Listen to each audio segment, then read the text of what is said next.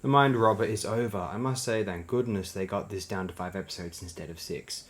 It was perfectly fine for Doctor Who, especially in its more prototype phases, to engage in excessive fantasy and beings of godlike powers, much as Star Trek had during its original 1960 series, although there was only so much to be done with these types of characters, ironically, despite their godlike powers, apparently.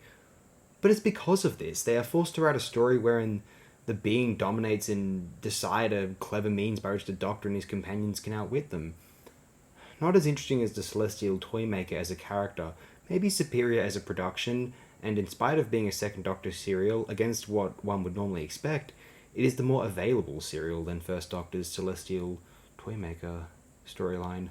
I have to admit, I like the idea that the Celestial Toymaker would return again as an antagonist. I'm not sure if it would ruin the exciting presence of that eponymous serial being their only appearance, although it could also render them more dangerous and interesting.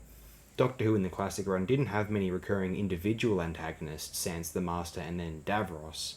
Recurring villains tend to be a race of alien creatures: Daleks, Cybermen, Sontarans, Ice Warriors, or the earthly Silurians/Sea Devils, say. To be quite honest, if I had to name the 5 weakest Second Doctor serials, they would be from 5 to 1 being the weakest. I'd have Mind Robber at 5. Not necessarily bad a serial, in my view, although one which takes the omnipotent being premise and just does not engage with science fiction in a really coherent or identifiable way, really. At 4, the Moonbase, for being so basic and very straightforward, despite the brilliant designs and general presence of the classic cave painting art Cybermen look. At 3, the Macro Terror, for being silly and likely not entirely well thought out, clearly.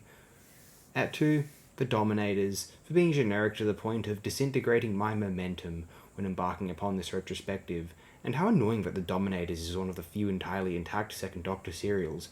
I would trade it for the Abominable Snowmen, the Faceless Ones, Wheel in Space, or the Space Pirates. At 1, I remember not being the biggest fan of one we haven't got to yet, the Crotons, but maybe we'll just see how it holds up upon our arrival there. Next serial was one of the 5 best, which from 5 to 1 in my opinion would be The War Games, The Invasion, Evil of the Daleks, Tomb of the Cybermen, and The Web of Fear. It's interesting, the Second Doctor's run is overall immensely consistent and classic. It just sucks that so much of it is unavailable. It injures the experience.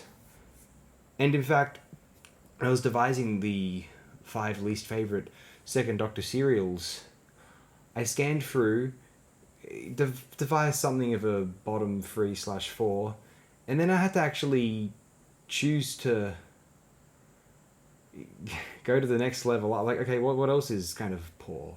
And then I went with the Mind Robber at 5. I normally wouldn't have even off the top of my head, considered this as a bottom 5 Second Doctor serial. The only ones that come to my mind, like when I think, oh, what's the weakest Second Doctor serial? Well, I guess Macroterra is not very good. And that's literally what comes to my mind, you know. Even Crotons is so late in the run, and to my recollection so unmemorable that upon remembering it exists, I place it at the bottom.